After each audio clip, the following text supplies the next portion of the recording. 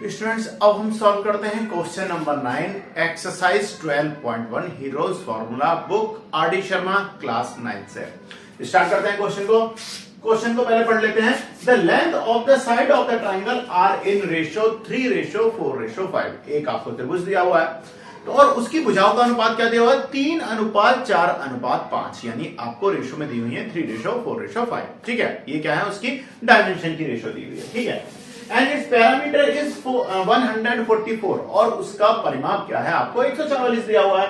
Find the area of the triangle. सबसे पहले क्या करना है एरिया फाइंड आउट करना है उस ट्राइंगल का, उस त्रिभुज का क्या करना है हमें क्षेत्रफल ज्ञात करना है। ठीक है, और सेकंड फिर से प्रीवियस क्वेश्चन की तरह यानी क्वेश्चन नंबर 8 की तरह ही है इसमें।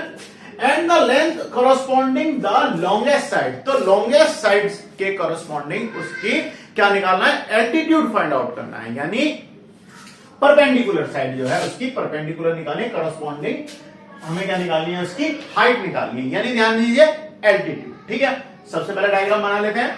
तो डायग्राम है आपका कुछ इस प्रकार, एक रफ डायग्राम ड्रॉ कर लेते हैं। तो इनकी जो आपको रेशो दी हुई है 3:4:5 दी हुई है। ठीक है, मैंने एक रफली बनाया है अभी डायग्राम। ठीक है ना, तो हमने इनकी रेशो लिख लिया। तो अब स्टूडेंट क्या करेंगे, हमें सबसे पहले इसकी डायमेंशन फाइंड आउट करनी होगी। तो मानते हैं let side A equal to क्या है आपकी 3x, बी इक्वल टू क्या है 4x और सी यानी थर्ड साइड क्या है आपकी 5x। ठीक है, तो ये आपको क्या दी हुई है x में दी हुई है, तो हम क्या कर लेते हैं 3x 4x और 5x हो गई, क्योंकि ये इनकी रेशो गिवन है हमारे पास में। ठीक है, अब चलते हैं स्टूडेंट। तो अब हमें सबसे पहले क्या करना है, हमें निकालनी होगी x की वैल्यू। क्या निकालनी होगी x की वैल्यू फाइंड आउट करनी होगी। तो सबसे पहले हम उसे निकालते हैं। तो यहां पर हमें पैरामीटर क्या गिवन है, यानी कि पैरामीटर P इक्वल टू क्या होगा a plus b plus c।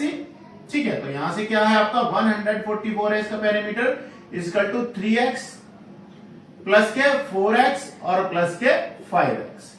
5 और 4 9, 9 प्लस 3 इक्वल टू 12। सो 144 इक्वल टू क्या मिल गया आपको 12x। तो यहां से x की वैल्यू फाइंड आउट करेंगे 144/12 डिवाइड कर देते हैं। तो ये वैल्यू क्या आ गई आपकी 12, यानी वैल्यू आ गई आपकी 12। x की वैल्यू, किसकी वैल्यू आई है x की वैल्यू। तो यानी यहां से अगर अब हम रखते हैं, ठीक है, आपकी फर्स्ट डायमेंशन क्या थी 3x, यानी 3 × 12 हो जाएगी। ठीक है, कितनी हो जाएगी 36। अच्छा, ये जो है आपकी 4x क्या हो जाएगी 4 × x की वैल्यू क्या है 12, तो ये कितनी हो जाएगी 48। ठीक है, एक बार चेक कर लेना, क्रॉस चेक कर लेना कैलकुलेशन को। अच्छा, अब ये हो जाएगी 5x, यानी 5 × क्या है 12, तो 12 क्या हो जाएंगे आपके 60। ठीक है, तो अब जो आपकी रेशो आ गई 36 हो गई, सॉरी डायमेंशन क्या आ गई आपकी 36, 48 और 60। ठीक है, तीनों साइड हो गई है।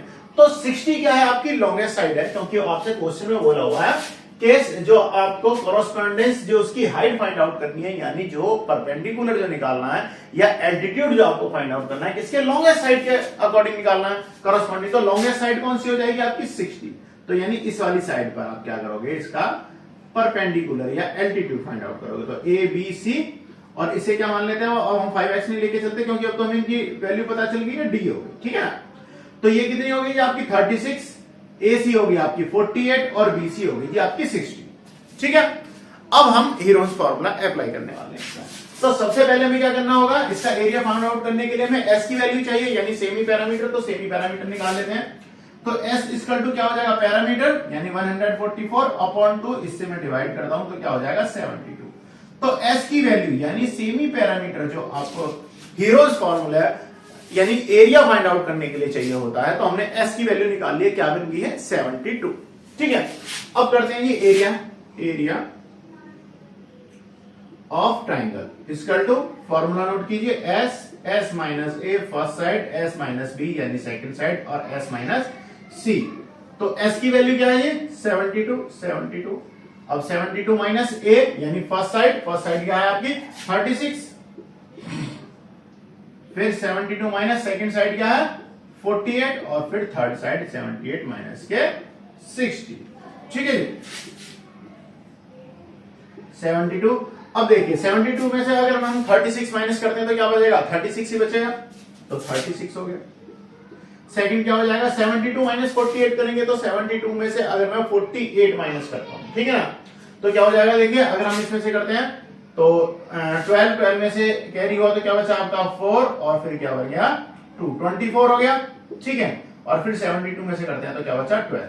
यानी अब आपको सबकी मल्टीप्लाई कर देनी है। अगर मैं यहां से मल्टीप्लाई करता हूं यानी 72 इंटू 36 इंटू 24 इंटू 12, अगर मैं यहां से करूंगा तो हमें क्या मिलेगा, हमें मिलेगा यहां से स्टूडेंट 7 4, ठीक है ना। कैलकुलेशन इजी बना देते हैं, कैलकुलेशन मैंने पहले से की हुई है, तो हमें क्या मिलेगा 6496,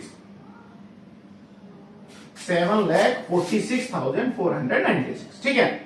अब हमें क्या करना है स्टूडेंट, ये तो हो गई आपकी कैलकुलेशन, इन सब का हमने क्या किया प्रोडक्ट निकाले, यानी 72 इंटू 36 इंटू 24 इंटू 12। अब अगर हम इसका स्क्वायर रूट लेते हैं, यानी अगर हम यहां से इसका अंडर रूट निकालेंगे तो स्टूडेंट इस वैल्यू का अंडर रूट क्या मिलेगा आपको 864, यानी इसका एरिया क्या होगा 864 सेंटीमीटर स्क्वायर। तो एरिया ऑफ ट्राइंगल क्या बना है आपका 864 सेंटीमीटर स्क्वायर। तो ये तो आपका एरिया आ गया। अब एरिया निकालने के बाद अब हमें क्या चाहिए, इसका एल्टीट्यूड फाइंड आउट करना है, कॉरस्पॉन्डिंग लॉन्गेस्ट साइड। तो ठीक है, तो एल्टीट्यूड निकाल लेते हैं। तो एल्टीट्यूड भी निकालने के लिए यानी इसकी हाइट, ये वाली जो हाइट है ये फाइंड आउट करने के लिए हमें क्या करना पड़ेगा, फिर से एक एरिया का फॉर्मूला इसके अंदर अप्लाई करना पड़ेगा। तो फिर क्या हो जाएगा, एरिया ऑफ ट्राइंगल, अब कौन सा लगाएंगे 1/2 इंटू बेस इंटू एल्टीट्यूड या हाइट,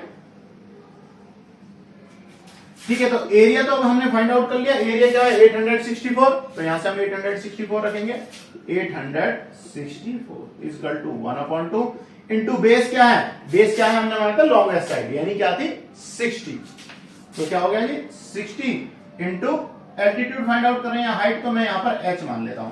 अब 2 से 60 को डिवाइड करूंगा 30 टाइम, तो h की वैल्यू क्या हो जाएगी 864/30। अब 30 से हम क्या करेंगे 864 को डिवाइड करेंगे। जब 864 को हम यहां से डिवाइड करेंगे तो आपको क्या मिलेगा 28.8, यानी इसकी हाइट क्या आ जाएगी 28.8 सेंटीमीटर। यानी ये जो एल्टीट्यूड है, ये जो हाइट है इसकी कितना है 28.8 सेंटीमीटर, ठीक है। तो स्टूडेंट्स आपसे क्वेश्चन में पूछा था the height of corresponding the longest side, तो लॉन्गेस्ट साइड ऑफ ट्राइंगल क्या है 60 BC जो कि बेस है, और इसका हाइट कितनी आई है आपकी 28.8 सेंटीमीटर। तो स्टूडेंट्स क्वेश्चन नंबर 9 कंप्लीट।